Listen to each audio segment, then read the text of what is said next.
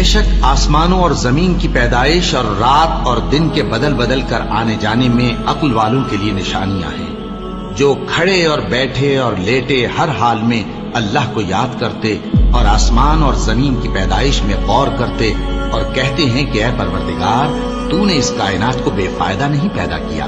तू पाक है, तू क़यामत के दिन हमें दोज़ख के अजाब से बचाइयो। ऐ परवरदिगार, जिसको तूने दोज़ख में डाला उसे रुस्वा किया और जालिमों का कोई मददगार नहीं होगा। ऐ परवरदिगार, हमने एक पुकारने वाले को सुना कि ईमान के लिए पुकार रहा था कि अपने परवरदिगार पर ईमान लाओ, तो हम ईमान ले आए। सो ऐ परवरदिगार, हमारे गुनाह मुआफ फरमा और हमारी बुराइयों को हमसे दूर कर दे और हमको दुनिया से नेक बंदों के साथ उठाइयो।